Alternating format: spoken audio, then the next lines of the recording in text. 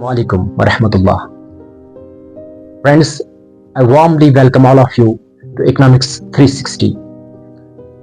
हम में से हर कोई इंसान इकोनॉमिक डिसीजंस लेता है, चाहे एक कप ऑफ टी खरीदते वक्त डिसीजंस लेता है या एक बड़ी सी बिल्डिंग लेते वक्त।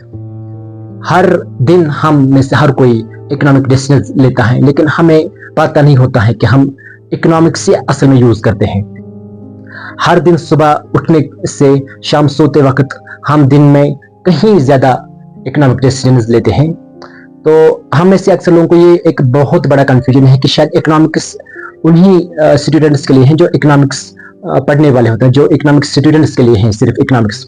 बट ऐसा नहीं है, इकोनॉमिक्स हर किसी को चाहिए, क्योंकि चाहे ऑनियन का प्राइस हो, चाहे पेट्रोल का प्राइस आजकल जो ऊपर नीचे जा रहा है, या गोल्ड का प्राइस हो, या मार्केट में बाकी कमोडिटीज का प्राइस ऊपर नीचे जाता है, या टैक्स कभी ज्यादा लिया जाता है आपसे, कभी टैक्स रेट्स कम हो जाते हैं। तो ये सब कुछ, या गवर्नमेंट कैसे चलती है, बैंक्स कैसे चलते हैं, हमें जो यहाँ पे रूट्स वगैरह बनते हैं वो क्यों और कैसे, वो मैकेनिज्म कैसे चलते हैं, इन सारी चीजों के पीछे एक सब्जेक्ट है, that is economics. So now I made a YouTube channel for all of you friends for competitive exams, particularly finance accounts assistant जो आने वाला है JKSSB का. तो हम क्लास 11th और 12th की इकोनॉमिक्स भी पढ़ेंगे.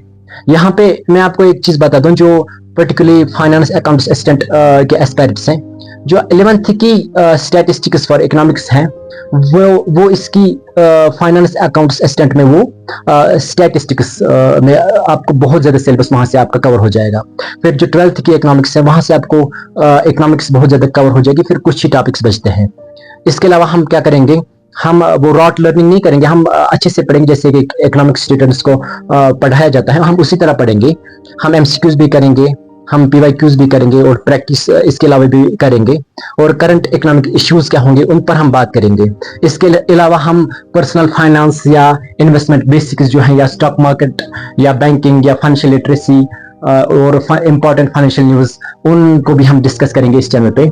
और सबसे इम्पोर्टेंटली इसमें आप क्या सीखेंगे, आप इस चैनल को अगर आप गौर से देखेंगे, वीडियोस को आप अच्छे से देख लो, तो आपको पता चलेगा कि एसेट्स कैसे क्रिएट किए जाते हैं, और मार्केट के बारे में आपको नॉलेज बहुत ज्यादा मिलेगी इंशाल्लाह.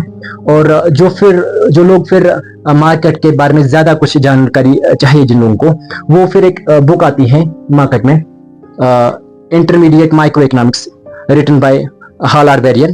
This is a very important book for those candidates who want to learn about the knowledge of market. ये बुक जो है ये हार्वर्ड यूनिवर्सिटी में अंडर ग्रेजुएट कोर्स में पढ़ाई जाती है. ये बहुत ज्यादा इंपॉर्टेंट बुक है. इसके अलावा भी कुछ कॉम्पिटिटिव एग्जाम्स के लिए कुछ बुक्स आती हैं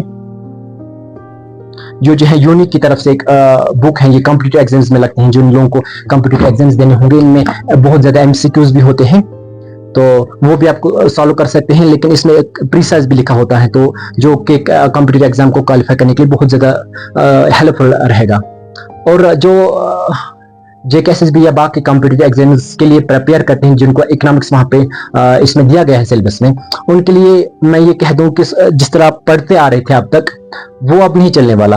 क्योंकि अब तक आप कुछ वीडियोस देखते थे शॉर्ट में, या कुछ लोग पीडीएफ रखी हैं कुछ लोगों ने बैक इसमें, फिर उनकी वॉइस होती है, वो डेफिनेशंस पढ़ते हैं और कुछ चीजें बताते थे, तो आपको लगता था कि उससे आपको चीजें आ जाएंगी.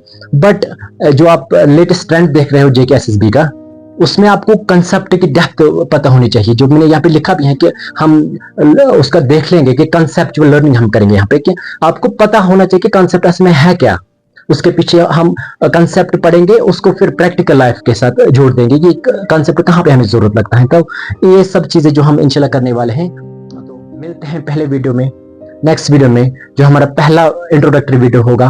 तब तक के लिए अल्लाह हाफिज.